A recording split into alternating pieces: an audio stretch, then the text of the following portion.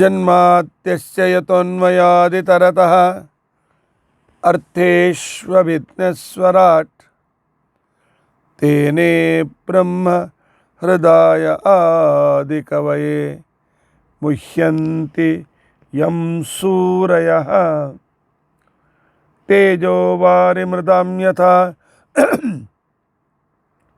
विनिमयो यत्र त्रिसर्गो मृषा धाम्ना स्वेन सदा निरस्तकुहकं सत्यं परं धीमहि।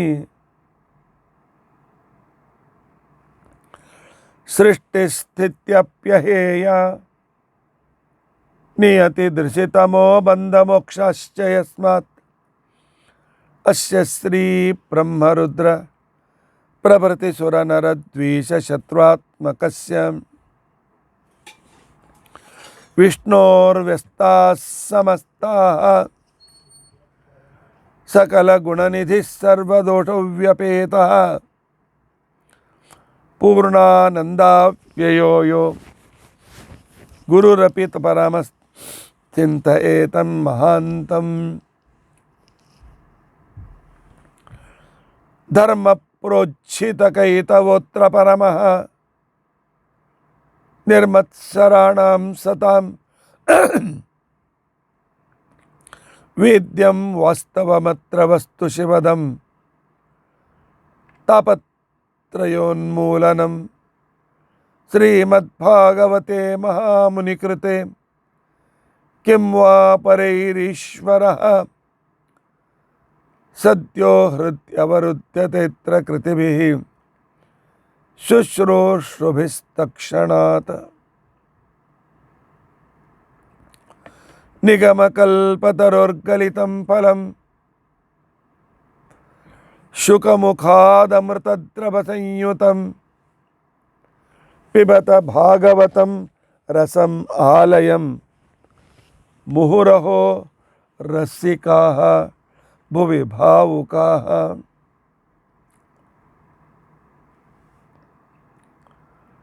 अभ्रमं भङ्गरहितं अजडं विमलं सदा आनन्दतीर्थमतुलं भजे तापत्रयापहम्। भवति यदनुभावादेडमुकोऽपि वाग्मी जडमतिरपि जन्तुर्जायते प्राज्ञमौलिः सकलवचनचेतो देवता भारती सा मम वचसि निधत्तां सन्निधिं मानसे च।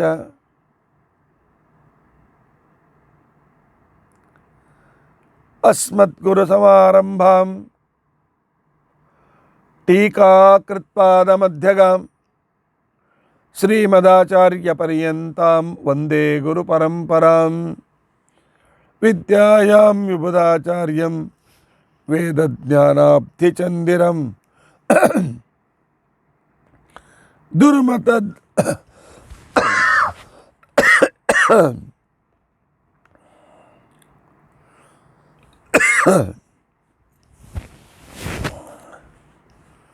दुर्मतध्वान्तमार्ताण्डं सत्यध्यानमुनिं भजे। 50 वर्षपर्यन्तं सततं रामपूजकः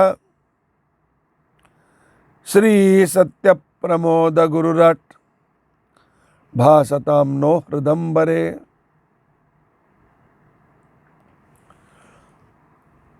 बन्धुस्त्वं गुरुरिष्टदैवतमिति त्वत्पादपङ्केरुहं प्राप्तं मां परिपालयेति सततं याचे निबद्धाञ्जलिः। चित्तं मद्गुणदोषचिन्तनविधौ नूनं मनाङ्मा कृताः श्री सत्यात्मगुरो तदङ्घ्रियुगलं हित्वा न मे सद्गतिः।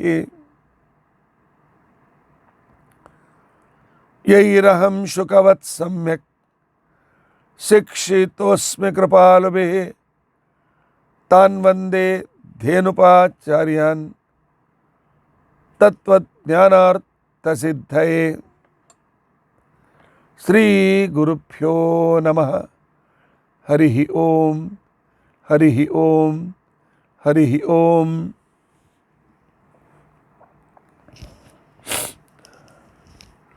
ಸ್ವಸ್ತಿಸ್ತು ಅಷೇಢ ಸನ್ಮಂಗಲಾನಿ ಸಂತು. ಶ್ಲೋಕೈಕಶ್ರವಣಪಠನ ಮಾತ್ರೇಣ ವಕ್ತುಶ್ಚ ಶ್ರೋತॄಣಾಂ ನಿಖಿಲ ಕಲಿಕೃತ ಕಲ್ಮಷಾಪನೋದನ ಪಟುತರೆ ಧರ್ಮಾದ್ಯಖಿಲ ಪುರುಷಾರ್ಥ ಸಾಧನೀಭೂತೆ. ಅದ್ಯ ಶ್ರೀಮದ್ಭಾಗವತ್ ಏಕಾದಶ ಸ್ಕಂದಾಂತರ್ಕಥಾ ಪ್ರಾರಂಭೆ ಸತಿ ಕಿಂಚಿತ್ ಪೂರ್ವಕಥಾನುವಾದಃ. ಹರಿ ಓಂ ಹರಿ ಓಂ ಹರಿ ಓಂ.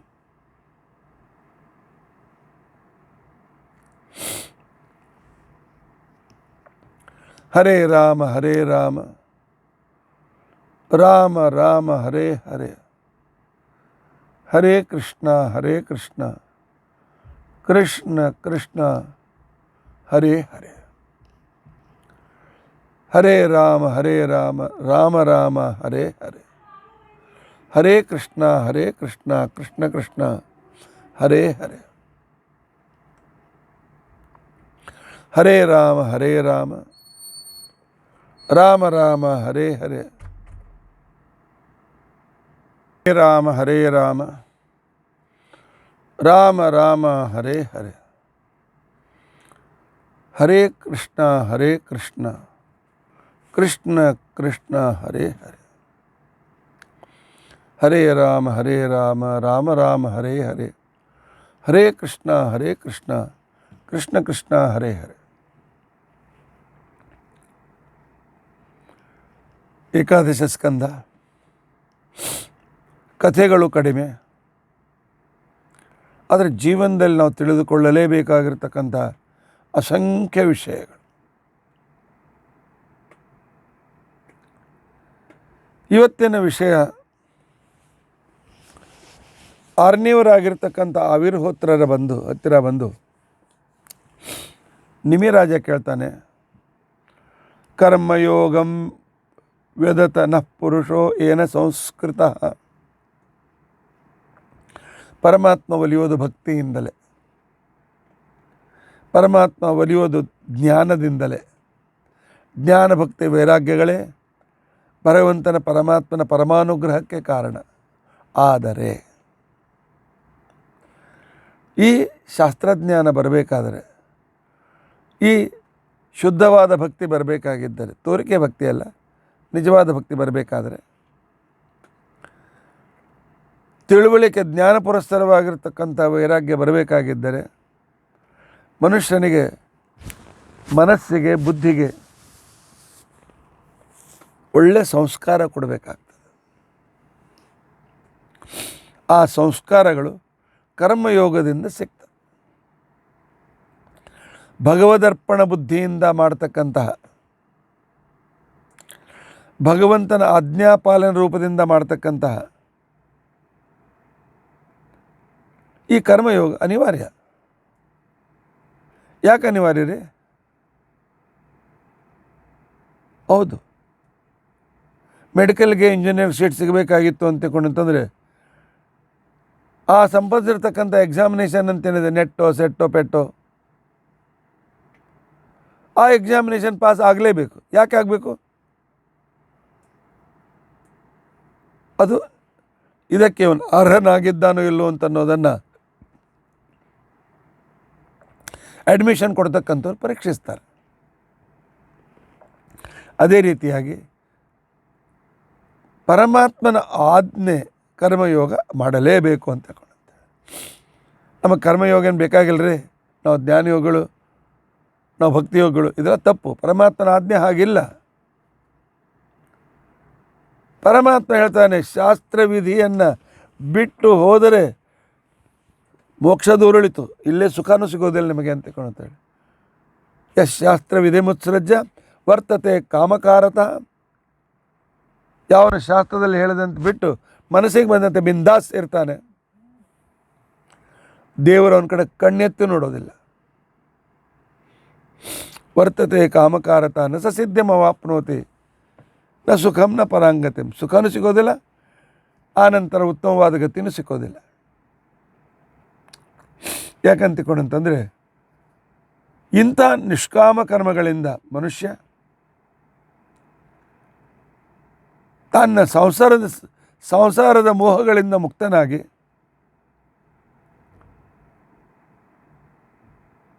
ನಿಷ್ಕಾಮ ಕರ್ಮಗಳನ್ನು ಮಾಡ್ತಾ ಪರಮಾತ್ಮನನ್ನು ತಿಳಿದುಕೊಂಡು ಅವನ ಧ್ಯಾನ ಭಕ್ತಿಗಳಲ್ಲಿ ರತನಾಗಲಿಕ್ಕೆ ಸಾಧ್ಯತೆ ಇದೆ.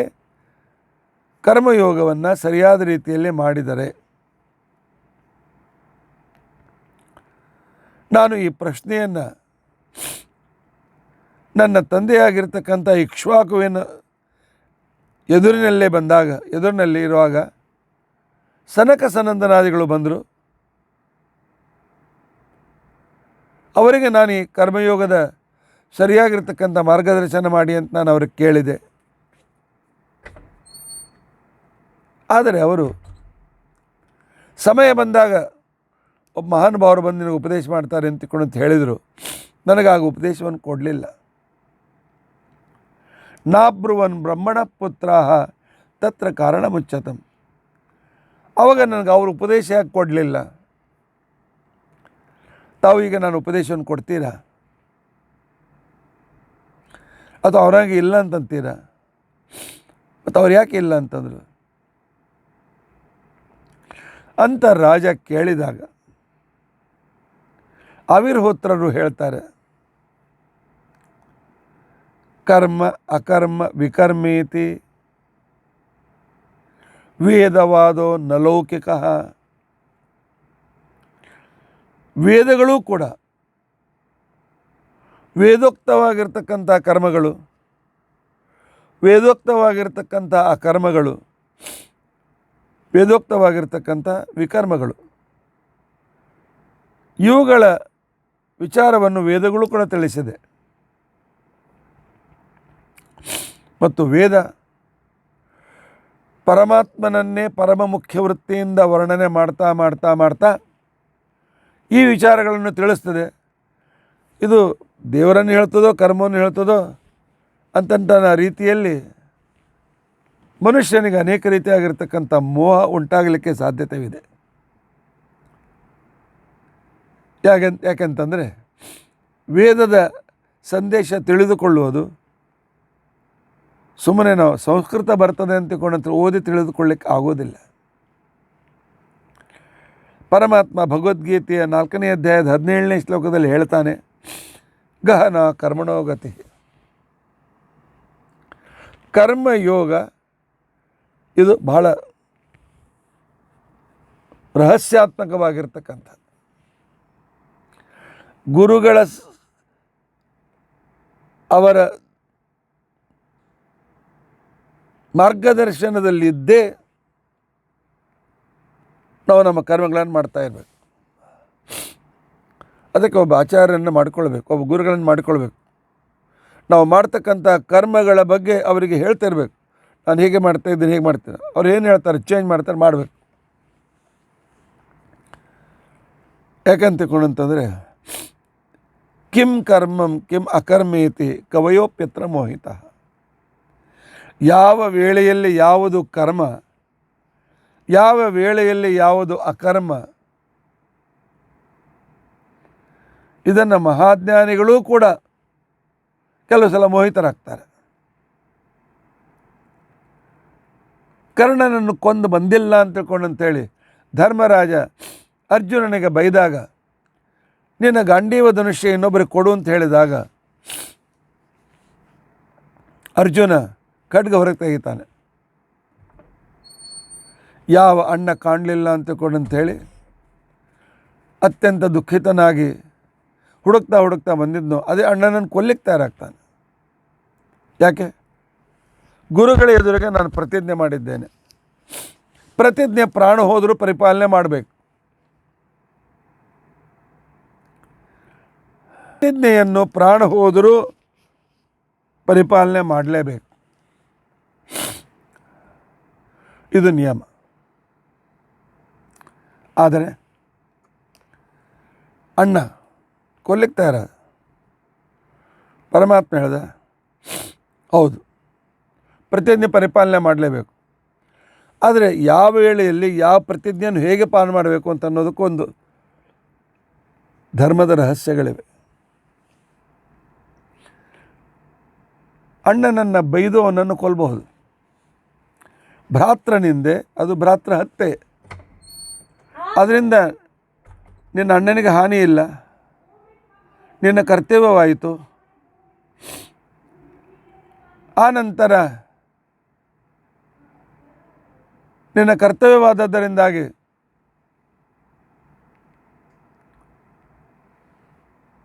ಅದು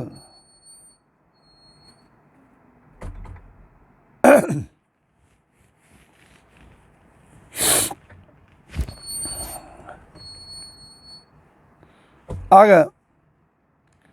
ಪರಮಾತ್ಮ ಈ ಉಪಾಯವನ್ನು ಹೇಳ್ಕೊಡ್ತಾನೆ. ಅಣ್ಣನ ಮೇಲಿನ ಪ್ರೀತಿಯೂ ಕೂಡ ವ್ಯರ್ಥ ಆಗೋದಿಲ್ಲ, ಮಾಡಿ. ಆದರೆ ಅಣ್ಣನನ್ನು ಕೊಂದೇ ಇಲ್ಲ ಅಂತ ತಿಳ್ಕೊಂಡಂತೇಳಿ ಆತ್ಮಹತ್ಯೆ ಮಾಡ್ಕೊಳಕ್ಕೆ ಹೊರಡ್ತಾನೆ. ಪರಮಾತ್ಮ ಹೇಳ್ತಾನೆ, ಇಲ್ಲಿ ಒಂದು ಧರ್ಮದ ರಹಸ್ಯ ಇದೆ. ಸ್ವಂತ ಸ್ತುತಿಯನ್ನು, ಆತ್ಮಸ್ತುತಿ ಹಿರಿಯರೆದುರಿನಲ್ಲಿ ಇದು ಆತ್ಮಹತ್ಯೆಗೆ ಸಮಾನ. ಅದನ್ನು ಮಾಡಿ. ಇದೇ ಗಹನ ಕರ್ಮಣೋ ಗತಿ. ದ್ರೌಪದಿಯ ಸೀರೆಯನ್ನು ಎಳೆತಾ ಇದ್ದಾನೆ ದುಶ್ಯಾಸನ. ಗಂಡಂದರು ಅಲ್ಲೇ ಕೂತ್ಕೊಂಡಿದ್ದಾರೆ. ಅಸಮರ್ಥನೇನಲ್ಲ. ದುಶ್ಯಾಸನ ಹಿಡಿದು ಆಗಿಂದಾಗಲೇ ಕೊಲ್ಬಹುದಾಗಿತ್ತು. ಅದಕ್ಕೆ ದ್ರೌಪದಿ ಕಣ್ ತೆಗೆರಿಸೊಟ್ಟೋಗ್ತಿದ್ದ. ಇಲ್ಲ, ಇದು ಶತ್ರು ನಿಗ್ರಹಕ್ಕೂ ಸರಿಯಾದ ಸಮಯವಲ್ಲ. ಇವರು ಪಾಂಡವರನ್ನು ಬೈತಾರೆ, ಇದೆಲ್ಲ ಬೈತಾರೆ. ಆದರೆ ಇವ್ರಿಗೆ ಗೊತ್ತಿಲ್ಲ. ಒಂದು ಕಡೆಯಲ್ಲಿ ಭೀಷ್ಮ ದ್ರೋಣರು ಎಲ್ಲ ಹಿರಿಯರಿದ್ದಾರೆ. ಯುದ್ಧಕ್ಕೆ ತಯಾರಾದರೆ ಅವರು ಆ ಪಕ್ಷಕ್ಕೆ ಹೋಗ್ತಾರೆ.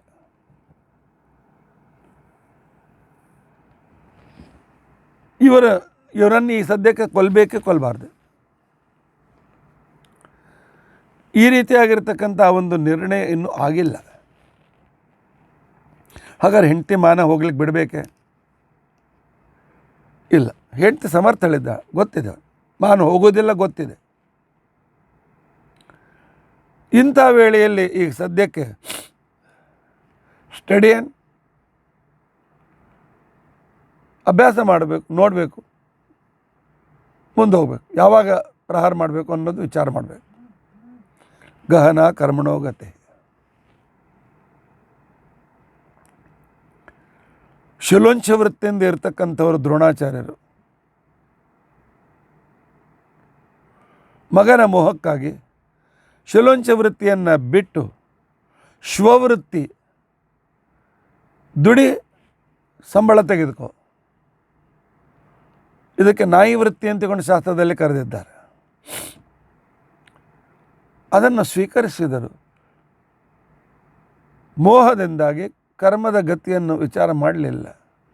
ಗಹನ ಕರ್ಮಣೋ ಗತಿ. ಯಾವಾಗ ಸತ್ಯವತಿ ಇಬ್ಬರು ಮಕ್ಕಳು ಸತ್ತೋದ್ರು, ಸತ್ಯ ಹೇಳ್ತಾಳೆ, ಭೀಷ್ಮಾಚಾರ್ಯರೇ, ನಿಮ್ಮ ಪ್ರತಿಜ್ಞೆಯ ಒಂದು ನಿಯಮ ಮುಗಿದೋಯ್ತು. ನಾನು ಮಕ್ಕಳಿರೋರಿಗೂ ರಾಜ್ಯ ತೆಗೆದುಕೊಂಡಿದ್ದರೆ ನೀವು ಪ್ರತಿಜ್ಞೆ ಭಂಗ ಆಗ್ತಾಯಿತ್ತು. ಮದುವೆ ಆಗ್ತಿರೋ ಬಿಡ್ತಿರೋ ಆ ಮಾತು ಬೇರೆ. ರಾಜ್ಯ ಸ್ವೀಕಾರ ಮಾಡಿ. ಇಲ್ಲ, ನಾನು ಪ್ರತಿಜ್ಞೆ ಮಾಡಿದ್ದೇನೆ. ಪ್ರತಿಜ್ಞೆ ಮುಖ್ಯವೋ,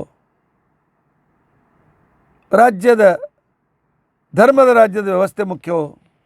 ಯಾಕೆಂದ್ರೆ ಅವ್ರು ಹುಟ್ಟ ಕ್ಷತ್ರಿಯರು. ಅಲ್ಲಿ ತಪ್ಪಿದ್ರು ಅವರು. ಗಹನ ಕರ್ಮಣೋಗತಿ. ಯಾವಾಗ ಯಾವುದು ಕರ್ಮ ಇದು ಬಹಳ ಕಠಿಣ. ಅದಕ್ಕೆ ಜ್ಞಾನಿಗಳಾದ ಮಾರ್ಗದರ್ಶನ ಬೇಕಾಗ್ತದೆ. ಶಾಸ್ತ್ರದ ಮಾರ್ಗದರ್ಶನ ಅತ್ಯಂತ ಅವಶ್ಯಕವಿದೆ. ಸುಮಾರು 35 ವರ್ಷದಿಂದ ನಾನು ಧರ್ಮಶಾಸ್ತ್ರದ ಸತತ ಅಧ್ಯಯನ ಮಾಡ್ತಾ ಇದ್ದೇನೆ. ದಿನಾಲು ಅನೇಕ ಜನ ಪ್ರಶ್ನೆಗಳು, ಅನೇಕ ಜನ ಫೋನ್ಗಳು ಬರ್ತವೆ. ಆದರೆ ಎಷ್ಟೋ ಸಲ ನಿಲ್ಲಿ ನಾನು ನೋಡಿ ಹೇಳ್ತೇನೆ ಅಂತ ಹೇಳಿ, ಏನು ರೀ ಆಚಾರ್ಯ ಎಲ್ಲ ನಿಮ್ಗೆ ಗೊತ್ತದಲ್ಲ ಅಂತ. ಎಲ್ಲ ಗೊತ್ತಿಲ್ಲ. ಗಹನ ಕರ್ಮಣೋಗತಿ. ಈಗ ಪ್ರಮಾಣ ಏನು? ಇದಕ್ಕೆ ಸಹಾಯಕವಾದ ಬೇರೆ ಪ್ರಮಾಣವೇ? ಈ ಸಂದರ್ಭದಲ್ಲಿ ಏನು ಮಾಡಬೇಕಾಗಿತ್ತು? ಯಾವ ಸಂದರ್ಭ ಯೋಗ್ಯವಾಗಿರ್ತಕ್ಕಂಥ ಕ್ರಮ ಅನ್ನೋದನ್ನು ನಿರ್ಣಯ ಮಾಡ್ತಕ್ಕಂಥ ಸಂದರ್ಭ. ಅದರಲ್ಲಂತೂ ಕೊರೋನಾದಲ್ಲಿ ಭಾಳ ಜನ ನಮಗೆ ಪರಿಚಿತರಾಗಿರ್ತಕ್ಕಂಥವ್ರು, ಬೇಕಾದ ವ್ಯಕ್ತಿಗಳು ಹೋಗಿದ್ದಾರೆ. ಕೆಲವು ಕಡೆಯಲ್ಲಿ ಮಾಡಿಸೋರು ಸಿಕ್ಕರು, ಕೆಲವ್ರ ಕಡೆಯಲ್ಲಿ ಮಾಡಿಸೋರು ತಯಾರಿಲ್ಲ. ಮಕ್ಕಳೇನು ಮಾಡಬೇಕು? ಅದಕ್ಕೋಸ್ಕರ ಧರ್ಮಶಾಸ್ತ್ರದಲ್ಲಿ ಮಾರ್ಗದರ್ಶನ ಇದೆ. ಎಂದು ಬ್ರಾಹ್ಮಣರು ಸಿಗ್ತಾರೆ, ಆಗ ಮತ್ತೆ ಮೊದಲನೇ ದಿವಸದಿಂದ ಪುತ್ತಲಿಕ, ಯಾಕಂದರೆ ಈ ಸಲ ಬಾಡಿನೂ ಕೊಡಲಿಲ್ಲ ಗೌರ್ಮೆಂಟು, ಆಗ ದರ್ಭದಿಂದ ಶರೀರವನ್ನು ನಿರ್ಮಿಸಿ ಪ್ರಾಣ ಪ್ರತಿಷ್ಠಾಪನೆ ಮಾಡಿ, ಆನಂತರ ಅಲ್ಲಿಂದ ಪ್ರಾಣೋತ್ಕ್ರಮಣದ ಕ್ರಮವನ್ನು ಮಾಡಿಸಿಕೊಂಡು ಅದನ್ನು ದಹನ ಮಾಡಿ ಅದನ್ನು ಮಾಡ್ತಕ್ಕಂಥ ವಿಧಾನ ಶಾಸ್ತ್ರದಲ್ಲಿ ಹೇಳಿದ್ದಾರೆ. ಯಾವಾಗ ಏನು ಮಾಡಬೇಕು ಅಂತ ಅನ್ನೋದು ಗಹನ ಕರ್ಮಣೋಗತಿ. ಭಾಳ ಕಠಿಣ ಇದೆ.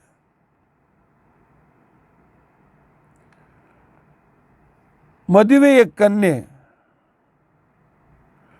ಮದುವೆ ದಿವಸ ಬೆಳಿಗ್ಗೆ ಎಲ್ಲ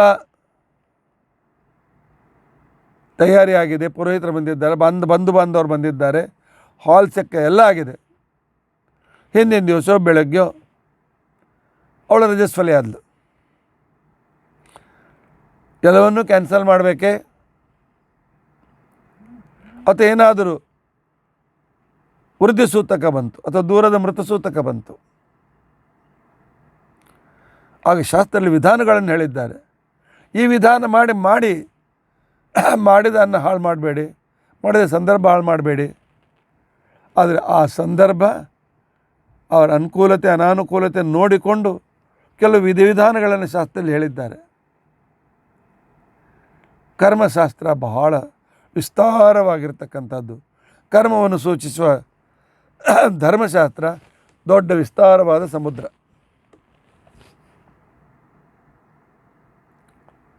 ಭಾಳ ವಿಚಾರ ಮಾಡಿ ನಿರ್ಣಯ ತೆಗೆದುಕೊಳ್ಬೇಕಾಗ್ತದೆ. ಆದ್ದರಿಂದ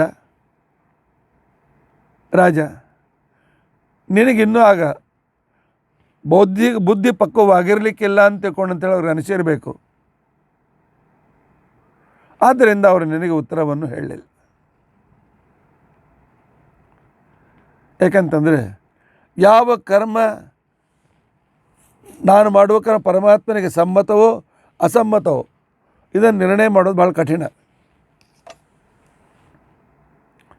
ಅಷ್ಟೇ ಅಲ್ಲ, ವೇದದ ಭಾಷೆ, ವೇದದ ಹೇಳುವ ಕ್ರಮ ಭಾಳ ಸೂಚನಾತ್ಮಕವಾಗಿ, ರಹಸ್ಯಾತ್ಮಕವಾಗಿ ಇರ್ತದೆ. ಹೇಗೆ ಒಬ್ಬ ಜಡ್ಜ್, ಸುಪ್ರೀಂ ಕೋರ್ಟ್ ಜಡ್ಜ್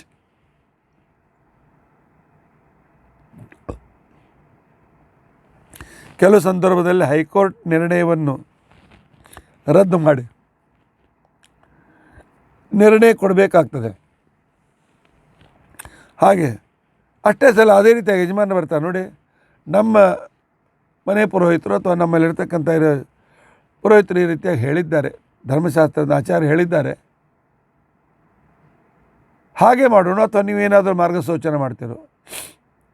ಆಗ ನಾವು ಸುಪ್ರೀಂ ಕೋರ್ಟ್ ಜಡ್ಜಾಗಿ ವಿಚಾರ ಮಾಡೋಕ್ಕಾಗ್ತದೆ. ಅವರು ಹೇಳಿದ್ದು ಎಷ್ಟು ಸರಿ ಅಂತ ತಿಳ್ಕೊಂಡಂತ. ಅದಕ್ಕೋಸ್ಕರವೇ ಶ್ರೀಕೃಷ್ಣ ಹೇಳಿದ, ಕಿಂ ಕರ್ಮ ಕಿಂ ಅಕರ್ಮೇತಿ ಕವಯೋಪ್ಯತ್ರ ಮೋಹಿತಾ. ಧರ್ಮಶಾಸ್ತ್ರದ ಆಳವಾದ ಅಧ್ಯಯನ ಇಲ್ಲದೇ ಇದ್ದರೆ ನಿರ್ಣಯ ತೆಗೆದುಕೊಳ್ತಕ್ಕಂಥದ್ದು ಭಾಳ ಕಠಿಣವಾಗ್ತದೆ. ಅಷ್ಟೇ ಅಲ್ಲ, ವೇದ ಇದು ನಮ್ಮ ಕಣ್ಣಿಗೆ ಕಾಣದೇ ಇದ್ದರೆ ಅತೀಂದ್ರಿಯ ವಿಷಯಗಳ ಬಗ್ಗೆ ಮಾತನಾಡ್ತದೆ. ಅದು ಅರ್ಥ ಆಗದೆ ಜನರು ಕೇಳ್ತಾರೆ, ವೇದ ಈಶ್ವರನನ್ನು ಹೇಗೆ ಹೇಳ್ತಾರೆ, ವೇದ ಅಪೌರುಷೇಯ ಹೇಗೆ? ಅಲ್ಲಿಂದಲೇ ಪ್ರಶ್ನೆ ಪ್ರಾರಂಭ. ವೇದದಲ್ಲಿ ಸ್ವರ್ಗ ಕಾಮೋ ಯಜೇತ ಅಂತ ಮಾತು ಬ್ರಾಹ್ಮಣ ಗ್ರಂಥದಲ್ಲಿ ಬಂದಿದೆ, ವೇದದಲ್ಲಿ ಎಲ್ಲಿ ಬಂದಿದೆ? ಆನಂತರ ವೇದಗಳಲ್ಲಿ ಅನೇಕ ಫಲ ಹೇಳ್ತಾರೆ. ವೃಷ್ಟಿ ಕಾಮೋ ಕಾರ್ಯರ್ಯ ಯಜೇತ, ಕಾರ್ಯರ್ಯಾಗವನ್ನು ಮಾಡಿದರೆ ಮಳೆ ಆಗ್ತದೆ ಅಂತ ಕೊಡುತ್ತಾರೆ. ಆದರೆ ಮಾಡಿದರೂ ಆಗೋದಿಲ್ಲ. ಹಾಗಾದ್ರೆ ವೇದ ಸತ್ಯ ಅಂತನ್ಬೇಕೆ, ವೇದ ಅಸತ್ಯ ಅಂತನ್ಬೇಕೆ? ಕೆಲವು ಸಲ ಸೂಚ್ಯವಾಗಿ ಹೇಳ್ತಾರೆ, ಕೆಲವು ಸಲ ಸಿಂಬಾಲಿಕ್ವಾಗಿ ಹೇಳ್ತಾರೆ. ಆದ್ದರಿಂದಾಗಿ ಅದನ್ನು ಅರ್ಥ ಮಾಡಿಕೊಳ್ಳೋದು ಹೇಗೆ?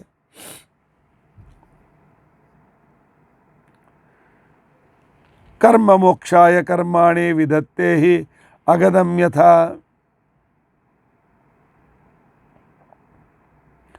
ವೇದ ಅಂತಿಕೊಂಡಂತಂದರೆ ಸಂಸಾರ ಅಂತನ್ನುವ ರೋಗಕ್ಕೆ ಈ ರೋಗ ನಿವೃತ್ತಿಯ ಒಂದು ಔಷಧಿ ವೇದೋಕ್ತ ಕರ್ಮಗಳು. ಆದ್ದರಿಂದಾಗಿ ವೇದದಲ್ಲಿ ಹೇಳಿದ ವಿಷಯಗಳು ನಮ್ಮ ಕಣ್ಣೆದುರಿಗೆ ಸ್ಪಷ್ಟವಾಗುವುದಿಲ್ಲ. ಯಾಕಂತಕೊಂಡಂತಂದರೆ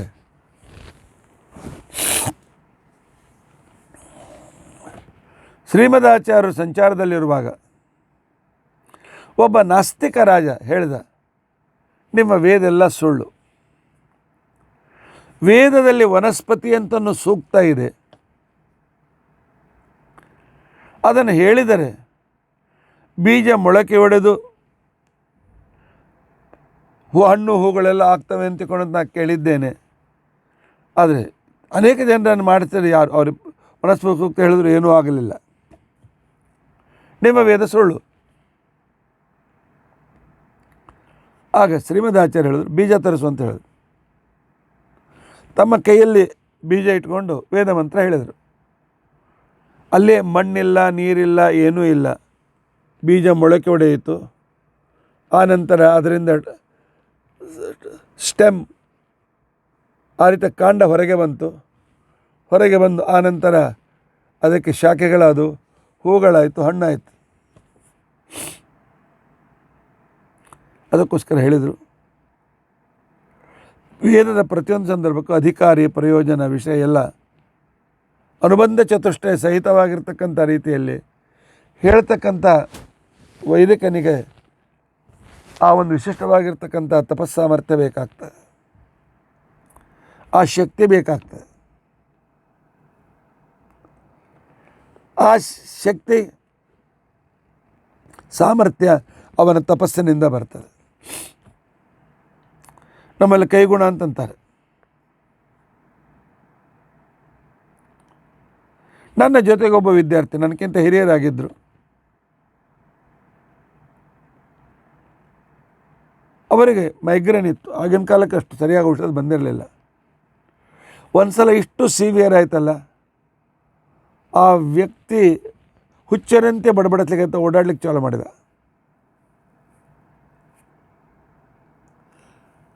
ಆಚಾರ್ಯ ಹೊರಗೆ ಹೋಗಿದ್ದರು. ನಾವು ನಮ್ಮ ಒಬ್ಬ ಡಾಕ್ಟರ್ ಇದ್ದರು, ಅವ್ರ ಹತ್ರ ಕರ್ಕೊಂಡು ಹೋಗಿದ್ದು. ಅವರನ್ನೇ ಕರೆದುಕೊಂಡು ಬಂದೆ ನಾನು ಹೋಗಿ. ಅವ್ರು ನೋಡಿದರು, ಇಲ್ಲ ಇದು ಬಹಳ ವಿಕೋಪಕ್ಕೆ ಹೋಗಿದೆ, ಏನೋ ಔಷಧಿ ಕೊಡ್ತೇನೆ, ಹೇಳಲಿಕ್ಕೆ ಬರೋದಿಲ್ಲ ಅಂತ ಕೊಡಂತೇಳಿ ಕೊಟ್ಟು ಹೋದ. ಅವ್ರು ಹೇಳಿದಂತೆ 1 ಡೋಸ್ ಕೊಟ್ಟಾಯಿತು, 2 ಡೋಸ್ ಕೊಟ್ಟಾಯಿತು, 3 ಡೋಸ್ ಕೊಟ್ಟಾಯಿತು. ಅವತ್ತೇನೂ ಕಡಿಮೆ ಆಗಲಿಲ್ಲ. ಅವನನ್ನು ಹಿಡ್ಕೊಂಡು ಕೊಡಬೇಕಾಗಿರ್ತಕ್ಕಂಥ ಪ್ರಸಂಗ ಒಂದು ದಿವಸ ಬಂದಿತ್ತು. ಆಚಾರ ಅವತ್ತೇ ರಾತ್ರಿ ಊರಿಂದ ಬಂದರು ವಾಪಸ್. ಹೇಳಿದ ಕ್ಷಣಕ್ಕೇನೆ ಡಾಕ್ಟರ್ ಏನೋ ಔಷಧ ಕೊಟ್ಟಿದ್ದು ನಾನು ಕೊಡು ಅಂತ ಕೊಣಕ್ಕೆ ಅವನು ಕೊಟ್ಟಿರ್ತಕ್ಕಂಥ ಗೋಳಿ ಅದನ್ನು ಕೊಟ್ಟೆ ಅವ್ರ ಕೈಯಲ್ಲಿ ತೆಗೆದುಕೊಂಡ್ರು. ಆಚಾರ್ಯರು ಕೈಲಿ ಹಿಡಿದುಕೊಂಡ್ರು. 2 ನಿಮಿಷ ಏನು ಹೇಳಿದ್ರು ಗೊತ್ತಿಲ್ಲ. ಕೊಡು ಕೊಟ್ಟು ಆಚಾರ್ಯ ಊರಿಂದ ಬಂದರು. ಸ್ನಾನ ಮಾಡಿ ಮುದ್ರೆ ಹಚ್ಚಿಕೊಂಡು, ಇನ್ನೂ ಮುದ್ರೆ ಆರಿರಲಿಲ್ಲ, ಇನ್ನು ಕಡಿಮೆ ಆಯಿತು, ಆರಾಮ್ ನಾರ್ಮಲ್ ಆಗಿಬಿಟ್ಟ. ಅವ್ರು ಕೊಟ್ಟ ಔಷಧಿ, ಡಾಕ್ಟರ್ ಕೊಟ್ಟ ಔಷಧಿಯನ್ನೇ ಅವರೇ ಕೊಟ್ಟರು. ಇದೇ ರೀತಿಯಾಗಿ ಆಚಾರ್ಯರು ವಿಷಯದಲ್ಲಿ ಮಠದಲ್ಲಿ ಅವ್ರ ಜೊತೆ ಕಲಿತವ್ರು ನಮ್ಗೆ ಅನೇಕ ಸದ್ಯ ಹೇಳಿದ್ರು. ಅದು ಏನಾದರೂ ಶಿಷ್ಯರಿಗೆ ಭಾಳ ಹೆಚ್ಚಾಯಿತು, ಉಲ್ಬಣವಾಯಿತು ಅಂತಾರೆ ಸತ್ಯದಾನ ಹೇಳ್ತೇವೆ. ನಮ್ಮ ಆಚಾರ್ಯಗೆ ಏಕವಚನ ಕರಿತಾಯಿದ್ರು, ಹೋಗೋ ನೋಡೋ ನನ್ನ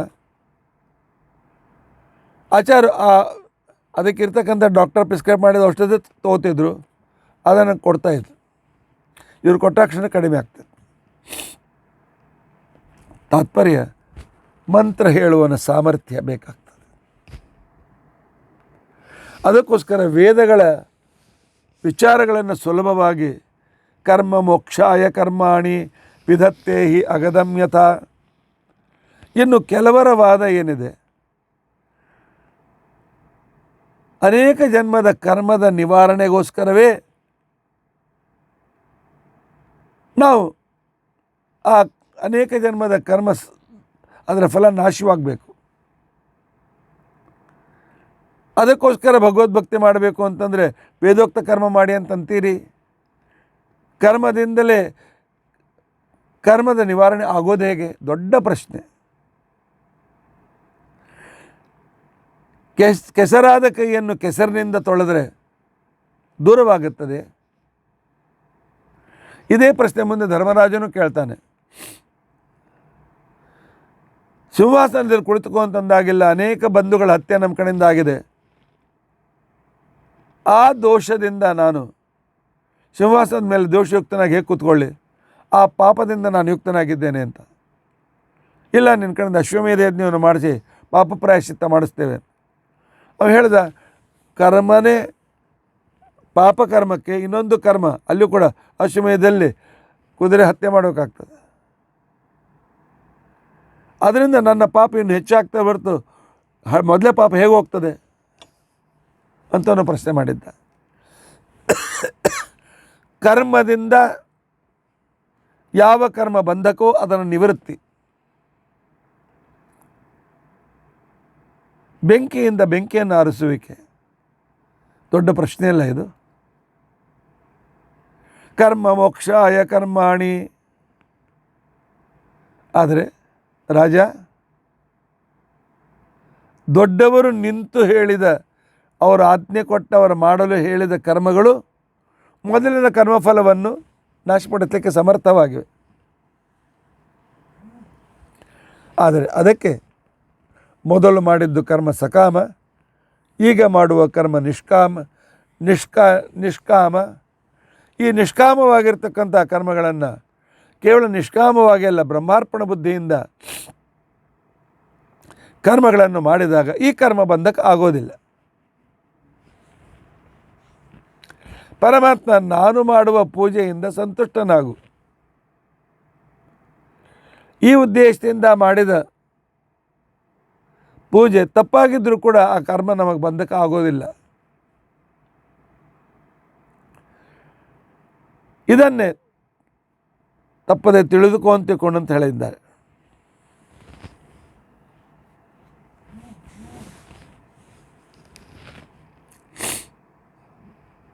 ಈಗ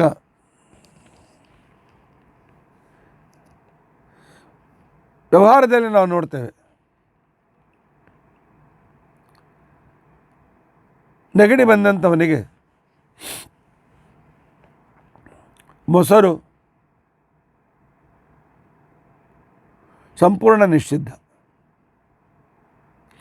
ಕಫ ಕಟ್ಟಿಕೊಂಡಿದೆ ಸಂಪೂರ್ಣ ನಿಷಿದ್ಧ. ಆದರೆ ಆಯುರ್ವೇದದಲ್ಲಿ ಮೊಸರನ್ನು ವಿಶಿಷ್ಟ ಕ್ರಮದಲ್ಲಿ ತಯಾರಿಸಿ ಅದಕ್ಕೆ ಔಷಧಿ ಸೇರಿಸಿ ಈ ಕಫ ನಿವೃತ್ತಿಗೆ ಒಂದು ಔಷಧಿ ಕೊಡ್ತಾರೆ. ಹೆಸರಿಗೆ ನಂಗೆ ನೆನಪಿಗೆ ಬರ್ತಾ ಇಲ್ಲ.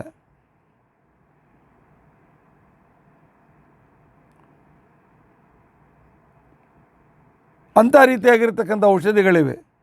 ಯಾವುದು ನಮಗೆ ಅಪಥ್ಯವೋ ಅದನ್ನು ಔಷಧಿ ರೂಪದಿಂದ ಅದನ್ನು ಬದಲಾಯಿಸಿದಾಗ ಆ ಅಪಥ್ಯವಾದದ್ದು ನಮಗೆ ಪಥ್ಯವಾಗ್ತದೆ. ಅಜೀರ್ಣನಾದಂಥವನಿಗೆ ವಿಶಿಷ್ಟ ಪದಾರ್ಥಗಳನ್ನು ತಿನ್ನಲಿಕ್ಕೆ ಕೊಟ್ಟರೆ ಅವನ ಅಜೀರ್ಣ ಹೊರಟೋಗ್ತದೆ. ಪದಾರ್ಥ ತೆಗೆದುಕೊಳ್ಳುವುದೇ ಅಜೀರ್ಣಕ್ಕೆ ಕಾರಣವಾಗಿದ್ದರೆ ಈ ಪದಾರ್ಥ ತಿನ್ನೋದರಿಂದ ಅಜೀರ್ಣ ಹೊರಟೋಗ್ತದೆ. ಇದೇ ಒಂದು ವಿಚಿತ್ರತೆ. ಇದು ಸಾಮಾನ್ಯ ಉದಾಹರಣೆ. ಹಾಗೆ ಕಾಮಗಳನ್ನು ಕರ್ತವ್ಯಗಳನ್ನು ಸಕಾಮವಾಗಿ ಮಾಡಿದರೆ ಬಂಧಕವಾಗ್ತವೆ. ನಿಷ್ಕಾಮವಾಗಿ ಬ್ರಹ್ಮಾರ್ಪಣ ಬುದ್ಧಿಯಿಂದ ಮಾಡಿದರೆ ಆ ಕರ್ಮಗಳೇ ನಮಗೆ ಕರ್ಮ ಬಂಧನದ ಮುಕ್ತಿಗೆ ಕಾರಣೀಭೂತವಾಗ್ತವೆಯೋ ರಾಜ. ಕರ್ಮ ಮೋಕ್ಷಾಯ ಕರ್ಮಾಣಿ ವಿಧತ್ತೇ ಹಿ ಅಗದಂ ಯಥಾ.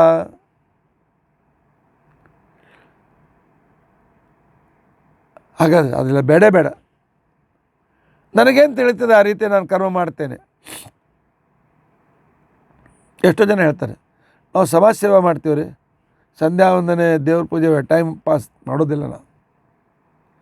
ಅದೇ ವೇಳೆಯನ್ನು ಪರೋಪಕಾರಕ್ಕೆ ಉಪಯೋಗಿಸ್ತೇವೆ. ಶಾಸ್ತ್ರ ಈ ಮಾತನ್ನು ಒಪ್ಪೋದಿಲ್ಲ. ರಾಜ ನಾಚರೇತ್ಯಸ್ತು ವೇದೋಕ್ತಂ. ವೇದದಲ್ಲಿ ಯಾರಿಗೆ ಯಾವ ಕರ್ಮಗಳನ್ನು ವಿಧಾನ ಮಾಡಿದ್ದಾರೆ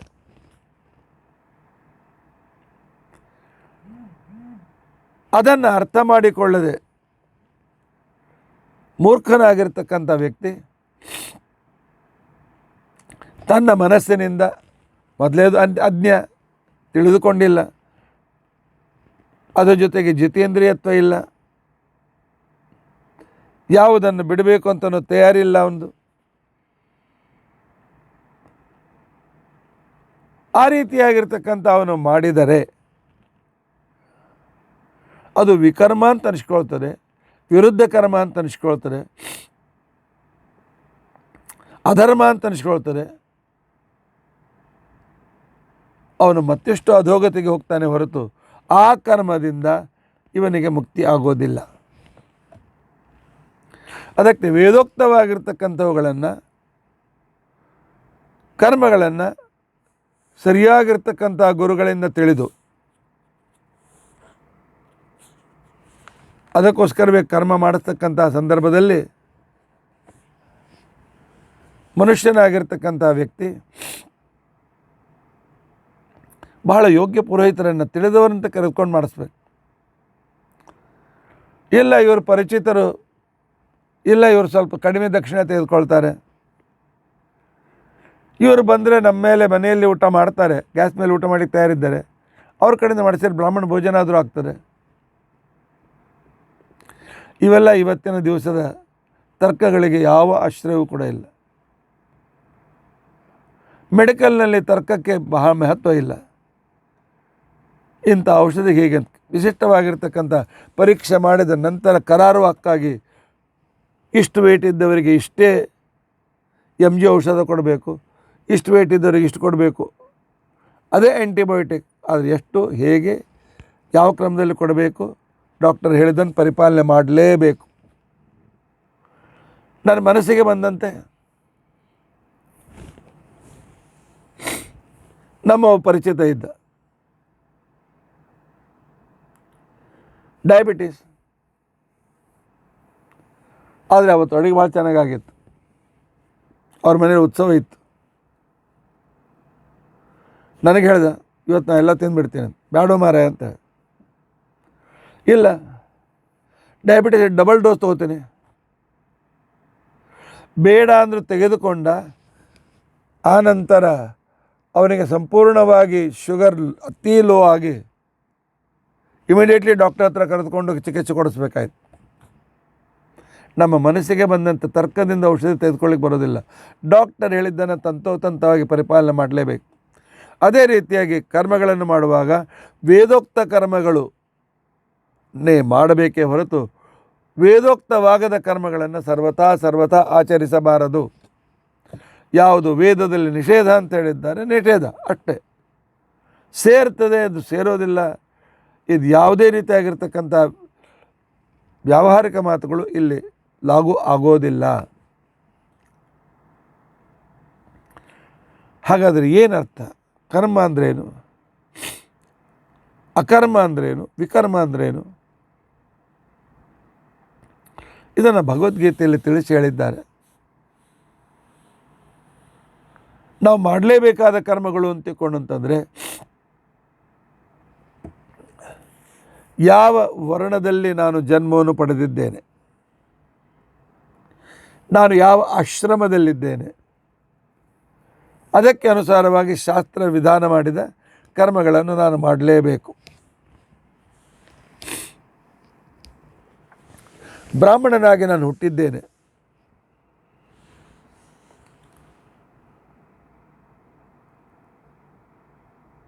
ಇಂಜಿನಿಯರ್ ನೌಕರಿಯಲ್ಲಿದ್ದೇನೆ, ಬೆಳಗ್ಗಿನಿಂದ ಸಾಯಂಕಾಲ ಟೈಮ್ ಸಿಕ್ಕೋದಿಲ್ಲ ಅಂತ ಹೇಳಿ ನಾನು ಅಧ್ಯಯನ ಬಿಡ್ತೇನೆ ಅಂತ ನಡೆಯೋದಿಲ್ಲ, ಅಧ್ಯಾಪನ ಬಿಡ್ತೇನೆ ಅಂತ ನಡೆಯೋದಿಲ್ಲ, ಯಜ್ಞ ಮಾಡೋದಿಲ್ಲ ಅಂದ್ರೂ ನಡೆಯೋದಿಲ್ಲ, ಯಜ್ಞ ಮಾಡಿಸೋದಿಲ್ಲ ಅಂತಂದ್ರೂ ಕೂಡ ನಡೆಯೋದಿಲ್ಲ, ದಾನ ಕೊಡೋದಿಲ್ಲ ಅಂದ್ರೆ ನಡೆಯೋದಿಲ್ಲ, ದಾನ ತೆಗೆದುಕೊಳ್ಳೋದಿಲ್ಲ ಅಂದ್ರೆ ನಡೆಯೋದಿಲ್ಲ. ಈ 6 ಕರ್ಮ ಬ್ರಾಹ್ಮಣನಿಗೆ ಷಟ್ಕರ್ಮ. ಯಾವುದೇ ನೌಕರಿಯಲ್ಲಿರು, ಏನೇ ಇರು, ಇದನ್ನು ನೀನು ಮನೆಗೆ ಬಂದ ಮೇಲೆ ಪರಿಪಾಲನೆ ಮಾಡಲೇಬೇಕು. ಯಜನ ಯಾಜನ, ಯಜ್ಞ ಮಾಡುವುದು, ಯಜ್ಞ ಮಾಡಿಸುವುದು, ಅಧ್ಯಯನ ಅಧ್ಯಾಪನ, ಅಧ್ಯಯನ ಮಾಡೋದು, ಅದನ್ನು ಇನ್ನೊಬ್ಬರಿಗೆ ತಿಳಿಸಿ ಹೇಳುವುದು, ದಾನ ತೆಗೆದುಕೊಳ್ಳುವುದು, ದಾನ ಕೊಡುವುದು, ಇದು ಇವನ ಪರಮ ಕರ್ತವ್ಯಗಳು. ಇವನು ಮಾಡಲೇಬೇಕು